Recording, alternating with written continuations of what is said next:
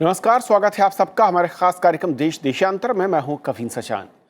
देश के मझोले स्तर के Punjab and Maharashtra cooperative bank के कामकाज पर भारतीय रिजर्व बैंक ने कुछ महीनों के लिए कुछ पाबंदियां लगा दी हैं। बैंक की गतिविधियों में अनियमितता पाए जाने के बाद आरबीआई ने यह कदम उठाया और ये 6 महीने तक लागू रहेगा। Punjab and Maharashtra cooperative bank का कुल कारोबार 20,000 करोड़ रुपए का है। इसमें ग्राहकों के 11,000 करोड़ से ज्यादा की राशि जमा है, जबकि बैंक ने 8,000 करोड़ से ज्यादा का कर्ज दिया हुआ है। भारतीय रिजर्व बैंक के आंकड़ों के मुताबिक 2017 में देश में 31 राज्य सहकारी बैंक काम कर रहे थे और भारत में केंद्रीय जिला सहकारी बैंकों की संख्या 2013 के जो आंकड़ा उपलब्ध उसमें 370 से ऊपर थी। आज समझेंगे कि असल में जो सहकारी बैंक का सिस्टम है और खास तौर पर उस पर अर्बन सहकारी बैंक में बात करूं, क्या कुछ स्ट्रक्चर है, किस तरीके से आरबीआई के अधीन है, रेगुलेटर के तौर पर आरबीआई के पास क्या ताकत, क्या उसके पास अधिकार हैं और सहकारी बैंक किस तरीके से किस स्ट्रक्चर के तहत गवर्न होते हैं और उनकी चुनौतियां और भूमिका क्या है। हमारे साथ 3 खास मेहमान हैं। सुशील चंद्र त्रिपाठी जी हैं, फॉर्मर प्रिंसिपल सेक्रेटरी फिनांस में रहे आप उत्तर प्रदेश सरकार में, सर स्वागत है आपका। शुभम भट्टाचार्य हैं, कंसल्टिंग एडिटर हैं द बिजनेस स्टैंडर्ड से, आपका स्वागत है। और विपिन मलिक जी हैं, फॉर्मर डायरेक्टर आरबीआई। विपिन जी, बहुत बहुत स्वागत आपका भी। शुरुआत विपिन जी मैं आपसे करना चाहूँगा, अगर हम सहकारी बैंकिंग सिस्टम को देखें और अगर हम जब बात कर रहे हैं पीएमसी बैंक में जो कुछ हो रहा है और इसको लेकर हालांकि आरबीआई ने कहा कि चिंतित होने की ज़रूरत नहीं है, कुछ पाबंदियां हैं क्योंकि अनियमितताएं पाई गई थी और इसीलिए इस पर निगरानी रखी जा रही है। आखिर ये जो कोऑपरेटिव बैंकिंग का सिस्टम मैं कहूँ है देश में, किस तरीके से गवर्न हो रहा है, चाहे वो रूरल की बात करें या अर्बन की, और ये क्या सभी आरबीआई के अधीन है, यानी कि आरबीआई रेगुलेटर के तौर पर है या कुछ और सिस्टम है?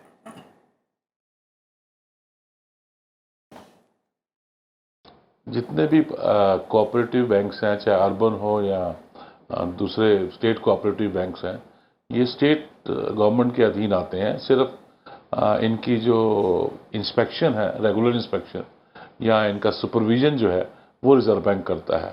जहाँ तक डे टू डे मैनेजमेंट है वो बैंकिंग इंडिविजुअल बैंक एंड उसकी टॉप मैनेजमेंट करती है।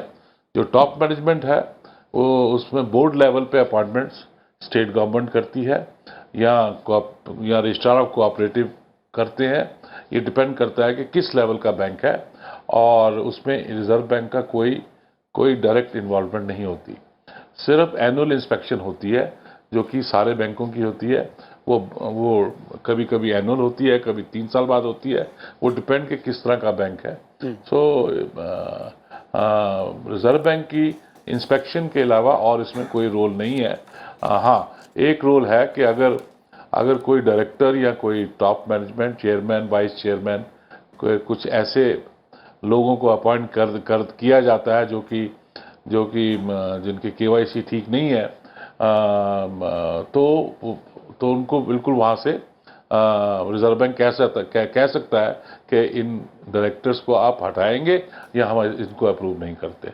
भाई ये रोल है रिजर्व बैंक का, जहाँ तक मेरी नॉलेज है।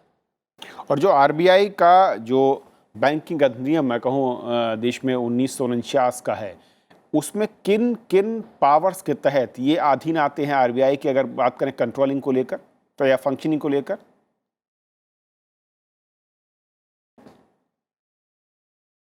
बैंकिंग रेगुलेशन एक्ट 1949 के मुताबिक आरबीआई सुपरसीड कर सकता है मैनेजमेंट को और इवन डायरेक्शन दे सकता है मर्जर के लिए, लेकिन क्लोजर आज तक नहीं किया क्योंकि लिक्विडेशन करने के लिए उनको आर्बिट्रेटर बिठाना पड़ता है।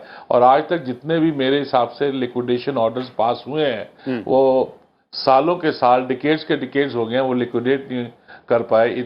मतलब इतना ज़्यादा उसमें प्रॉब्लम्स आती हैं लिक्विडेशन में कि इस बेटर ये है रिजर्व बैंक किसी के साथ मर्ज कर दे ताकि डिपॉजिटर्स का नुकसान ना हो और एसेट्स की रिकवरी जो कि लोन दिए होते हैं या इन्वेस्टमेंट्स होती हैं वो आराम से हो जाए।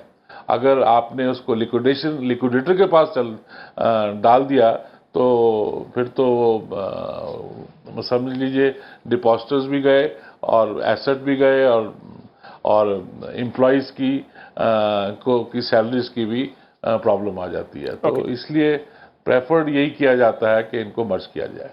सर, एक मुख्य जो मसला है जिसके सहारे हम इस पूरे सिस्टम या इस सेक्टर को चेक करना चाह रहे थे, ये जो पीएमसी बैंक का मसला है, यहाँ पर दिक्कत क्या हुई, क्यों आरबीआई को उसमें दखल देना पड़ा है?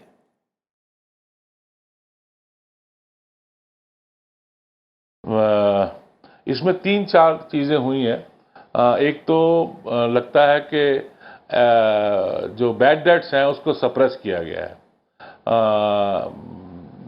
इनकी जो टोटल नेटवर्थ है उससे ज़्यादा इन्होंने कमिटमेंट की है। जैसे यही एचडीआईएल का केस है, 2500 करोड़ का लोन देना, जिस बैंक की नेटवर्थ अपनी ही 1200 करोड़ हो और सारे जितने भी पैरामीटर्स हैं, चाहे वो सेक्टर स्पेसिफिक पैरामीटर्स होते हैं या क्लाइंट स्पेसिफिक होते हैं या ग्रुप स्पेसिफिक होते हैं, वो सारे इग्नोर किए गए। ओके, मैं आता हूँ सुशील सर। जिस तरीके से जो आंकड़े हैं कि करीब 8000 करोड़ से ज़्यादा का कर्ज दिया, 11600 करोड़ रुपए की इसकी वर्थ जो राशि जमा इसके पास थी, किस तरीके का इनका स्ट्रक्चर है कि इस तरह के लूपहोल्स क्या है, या मॉनिटरिंग या रेगुलेटर जो है उसका अभाव, या उसके पास ताकत का कम अभाव, या इनकी गवर्निंग बॉडी के अंदर मैं कहूँ कि लोकतंत्र या जो नियमावली होनी चाहिए उसका अभाव?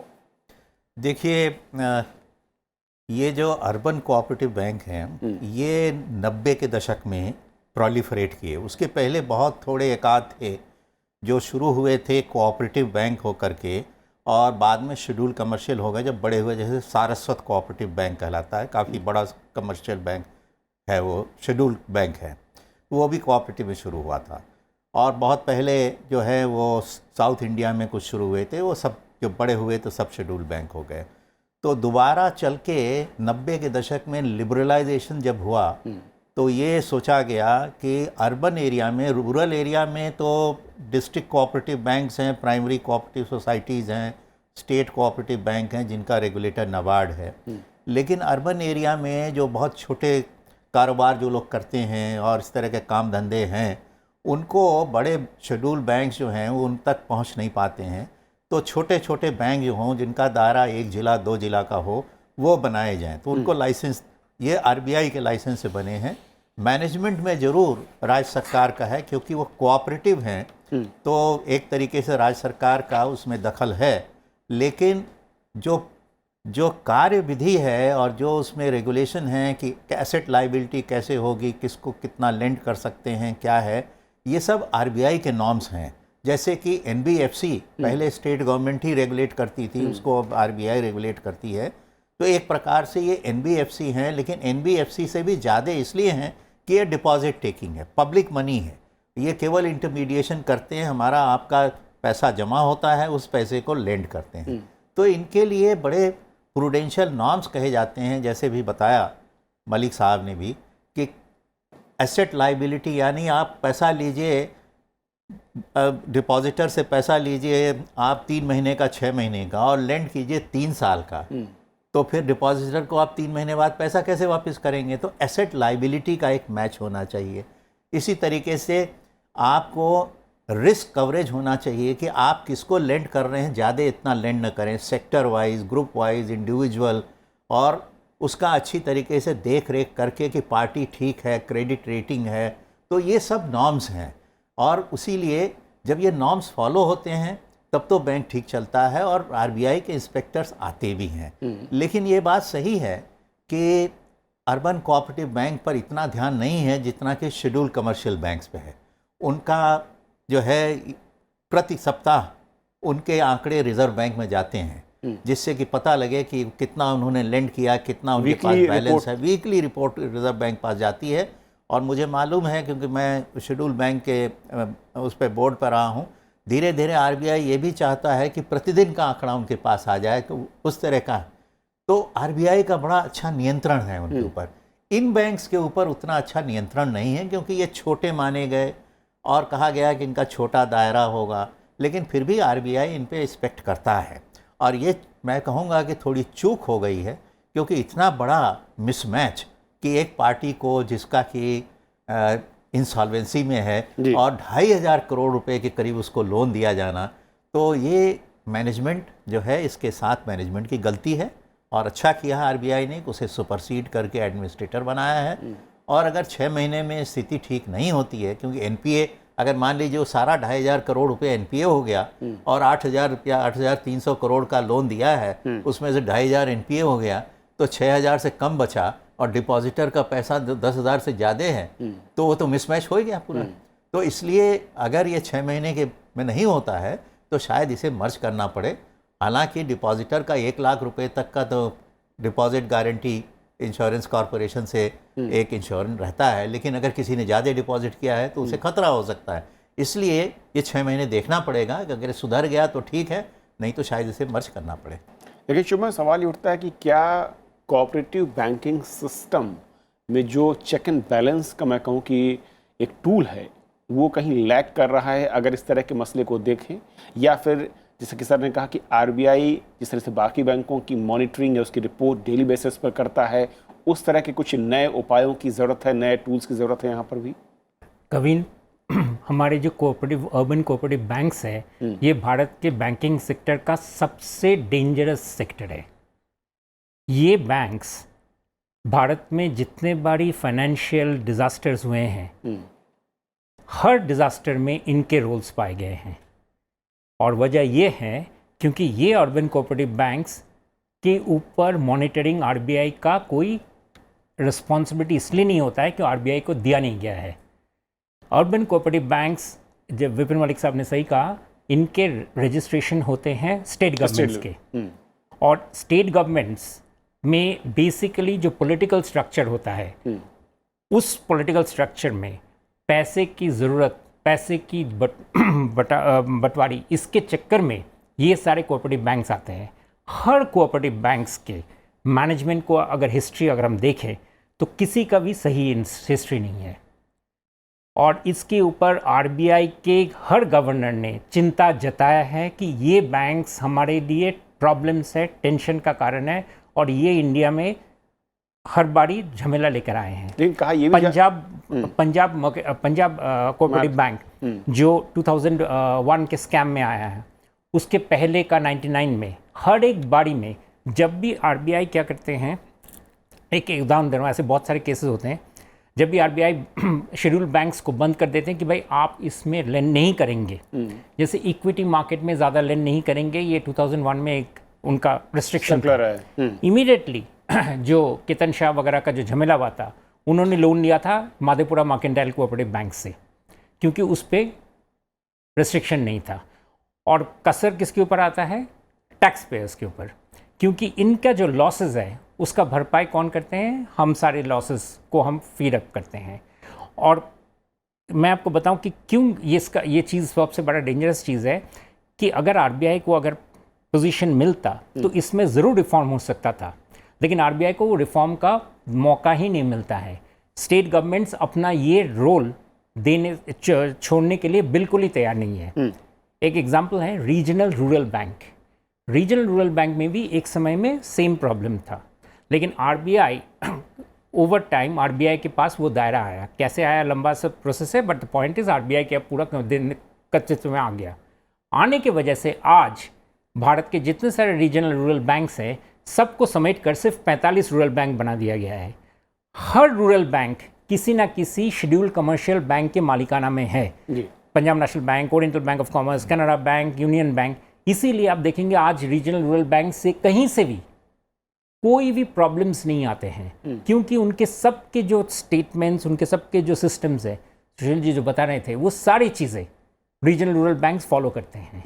अर्बन कोऑपरेटिव बैंक्स कतई फॉलो नहीं करते हैं। और इसीलिए सिर्फ आज ही नहीं, ये पहले भी हुआ है, और अगर ये सिस्टम अगर हम ना बदलें तो ये फिर से हो सकता है, क्योंकि इनमें डिपॉजिटर्स जो होते हैं वो खुदरा व्यापारी नहीं होते हैं, स्मॉल टाइम इन्वेस्टर्स नहीं होते हैं, स्मॉल टाइम डिपॉजिटर्स नहीं होते हैं। कुछ होंगे, ज़्यादातर उनमें वो होते हैं जो ज़्यादा हाई रिटर्न्स के लिए इन बैंक्स में रखते हैं। जी जी। और इसीलिए ये जैसे कहते हैं अनहोली नेक्सस बनता जाता है।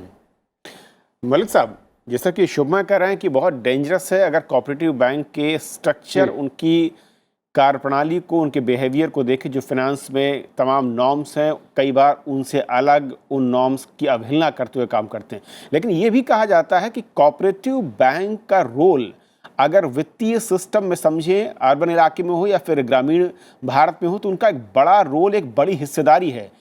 तो सवाल ये कि उस हिस्सेदारी को अगर बनाए रखना है तो फिर क्या कदम है जिनके जरिए कोऑपरेटिव बैंक को फुल प्रूफ बनाया जा सकता है? महाराष्ट्र में तो बहुत ही ज़्यादा कोऑपरेटिव बैंक्स हैं, चाहे वो शुगर रिलेटेड हो या हाउसिंग रिलेटेड हो या जैसे ये फाइनेंस रिलेटेड हो।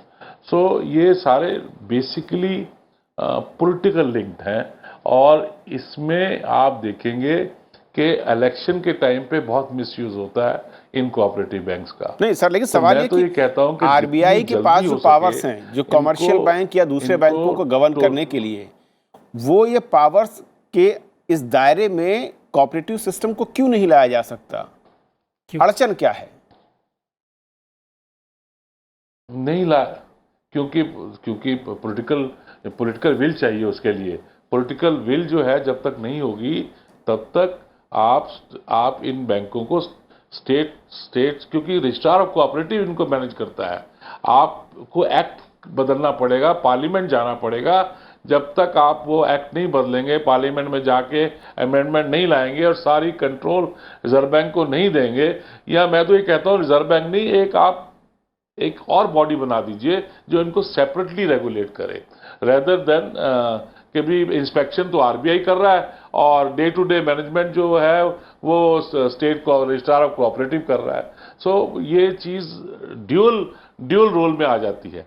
लेट के भी एक जैसे नबार्ड है तो नबार्ड के ही को ही दे दीजिए कि आप इसको आप इंस्पेक्शन भी करिए और इसकी मैनेजमेंट का अप्रूवल्स, चाहे वो टॉप मैनेजमेंट हो या डे टू डे मैनेजमेंट हो, वो भी वही देखे।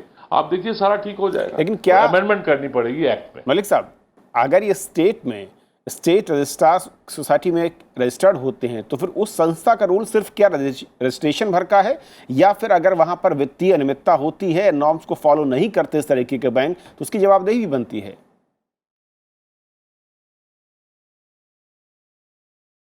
जवाबदेही तो सारा अल्टीमेट अथॉरिटी तो रजिस्ट्रार ऑफ कोऑपरेटिव सोसाइटी है, जो कि registrar of cooperative society again इस कंट्रोल उसको पॉलिटिशियन कंट्रोल करते हैं या वहाँ के स्टेट मिनिस्टर कंट्रोल करता है। वो उसकी जवाबदारी अपने मिनिस्टर को है।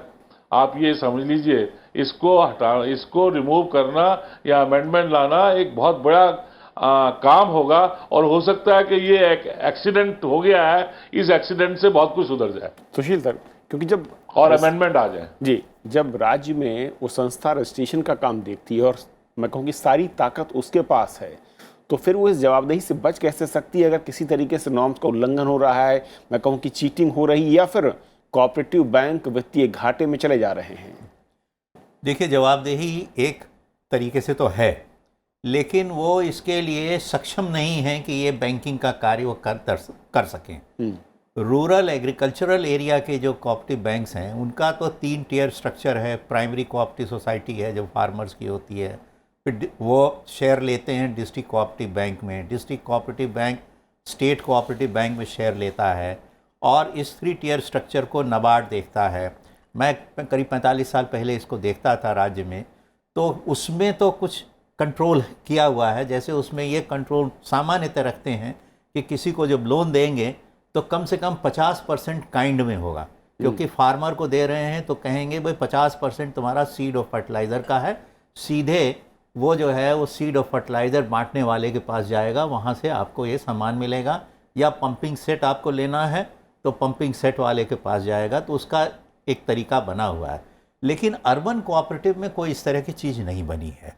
और ये जो रजिस्ट्रार वगैरह हैं, ये मैं मानता हूँ कि एक तो इनमें वो क्षमता नहीं है, और वित्तीय जो बैंकिंग का सिस्टम है, नॉर्मल बैंकिंग, आप एग्रीकल्चर साइड छोड़ दीजिए जो पुराना चल रहा है, नॉर्मल बैंकिंग में कि ट्रेड है, इंडस्ट्री है, और जो मैंने नॉर्म्स बताए कि एसेट लाइबिलिटी मिसमैच है और कैसे प्रूडेंशियल नॉर्म्स और क्या होते हैं, वो करने की उनके पास जो है मशीनरी भी नहीं है और ज़्यादा जानकारी नहीं है। तो मेरा तो ये मानना है कि अर्बन कोऑपरेटिव बैंक, जैसा मैंने कहा कि 90 के दशक में ये फैले थे और इनको आरबीआई ने लाइसेंस दिया कि इनका जुरिस्डिक्शन बनाया है कि 1 जिले 2 जिले कि छोटे छोटे बिजनेस वो करें। अगर ये स्टेट गवर्नमेंट के रजिस्ट्रार इनके मैनेजमेंट को नहीं देख पा रहे, इन अर्बन कोऑपरेटिव बैंक्स को दे देना चाहिए, जैसे रीजनल रूरल बैंक्स को दिया है। अर्बन कोऑपरेटिव बैंक्स को भी किसी शेड्यूल कमर्शियल बैंक को दे देना चाहिए, वही इनको मैनेज करे अपने ब्रांच की तरह। वरना ये इनको रजिस्ट्रार्स और स्टेट गवर्नमेंट इनको जो है फाइनेंशियल जो प्रूडेंस नॉर्म्स है उसके मुताबिक इनको चला नहीं पाएंगे। शुभ, क्या है इलाज, क्या है इसका तरीका? एक चीज़ मैं बताना चाहता हूँ सुशील जी, आरबीआई लाइसेंस नहीं देते हैं इनको रजिस्टर ऑफ कोऑपरेटिव सोसाइटीज़, और जड़ वहीं पे है कि विपनलिक जी बिल्कुल सही कह रहे थे। ये सारे जो बैंक्स हैं ये पॉलिटिकल एनिमल्स हैं। आरबीआई ने बहुत बारी हर एनुअल रिपोर्ट में यही जिक्र करता है कि ये बैंक्स हमारे लिए फाइनेंशियल स्टेबिलिटी के लिए रिस्क है। इससे ज़्यादा आरबीआई और क्या कह सकता है? लेकिन कोई भी स्टेट गवर्नमेंट वो लॉ पास करने के लिए तैयार नहीं है कि हम इन अर्बन कोऑपरेटिव बैंक्स को हम डिसॉल्व कर देंगे या इनका पूरा मालिकाना आरबीआई को देंगे। तो अगर नहीं देंगे और खुद कंट्रोल नहीं करेंगे तो निश्चित है कि वहाँ पे घोटाला होगा, और वो घोटाला होना इसलिए कोई नया बात नहीं है, पहले भी हुआ है और अभी भी हो रहा है। और अगर हम इसको अगर नहीं देखें तो ये चलता रहेगा। और इनमें घोटाला, क्योंकि इन बैंक्स के किसी भी बैंकिंग अकाउंट में आप किसी भी स्कीम्स में, किसी भी सिस्टम्स में इनका कोई भी उत्तरदायित्व किसी के पास भी नहीं है। ना स्टेट असेंबली में डिस्कस होता है, ना रजिस्टर ऑफ कोऑपरेटिव सोसाइटीज़ इनके ऊपर कभी कोई इंस्पेक्शन किए हैं, कभी भी इनका लिक्विडेशन नहीं होता है। और हर तरीके से ये जैसे कहते हैं टोटल फ्री मतलब काउबॉय कल्चर है इन बैंक्स में।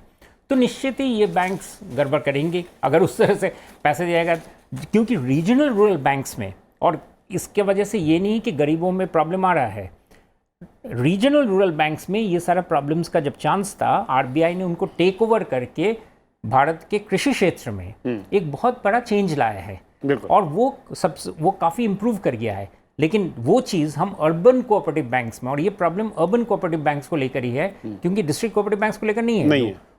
उनमें ये प्रॉब्लम्स है, और वो एक जिसे कहते हैं मतलब एक sort of A divided question है कि उसका उत्तरदायित्व कौन ले। सिमिलरली चीज़ मैं आपको बताता हूँ, जैसे अभी नेशनल हाउसिंग बैंक से आरबीआई ने बैंक हाउसिंग कंपनीज का रिस्पॉन्सिबिलिटी टेक ओवर कर लिया, क्योंकि डुअल रिस्पॉन्सिबिलिटी बहुत रिस्की होता है। और इसीलिए हाउसिंग फाइनेंस कंपनीज का जो इस बार जो ऑर्डिनेंस पास करके आरबीआई ने टेक ओवर कर लिया। कहीं ना कहीं अर्बन कोऑपरेटिव में भी जो कंट्रोलिंग पावर है वो स्टेट या फिर रजिस्ट्रार ऑफिस से हटा करके आरबीआई के पास आना चाहिए। ऐसा नहीं है कि आरबीआई कंट्रोल नहीं है। आरबीआई के बिना क्लियरेंस के वो ये सब काम नहीं कर सकते हैं। रजिस्ट्रार उनको रजिस्ट्रेशन करता है, एक्टिविटी के लिए मैनेजमेंट देखता है, लेकिन बैंकिंग ऑपरेशन बिना आरबीआई के क्लियरेंस के नहीं कर सकते। लेकिन आरबीआई उसके पास इतनी क्षमता नहीं है कि, और इतना वो उनके पास वो लोग नहीं है कि इसको डे टू डे देखे, और वो सिस्टम नहीं है क्योंकि मैन पावर नहीं है, और मैनेजमेंट जो है चूंकि वो रजिस्ट्रार के हाथ में है, तो मैनेजमेंट वाला पोर्शन और डे टू डे मैनेजमेंट वो रजिस्ट्रार आरबीआई का बहुत ज़्यादा दखल नहीं उसमें होता है। तो उसको भी शेड्यूल कमर्शियल बैंक की तरह अर्बन को तो लाना ही चाहिए। चलिए, बहुत बहुत शुक्रिया आप तीनों मेहमानों का हमारे साथ इस बेहद अहम चर्चा में शामिल होने के लिए और समझाने के लिए कि असल में जो सहकारी बैंक या कोऑपरेटिव बैंकिंग का सिस्टम है, और खासतौर पर अर्बन बैंकिंग, वहाँ पर क्या कुछ दिक्कतें हैं, क्या उसकी क्षमता थी, क्या उसका उद्देश्य था, और आज कहाँ पर हैं और क्यों हैं, और कंट्रोलिंग पावर किसके पास है, और साथ ही साथ जो दिक्कतें हैं उसको दूर कैसे किया जा सकता है। फिलहाल आज इतना ही। नमस्कार।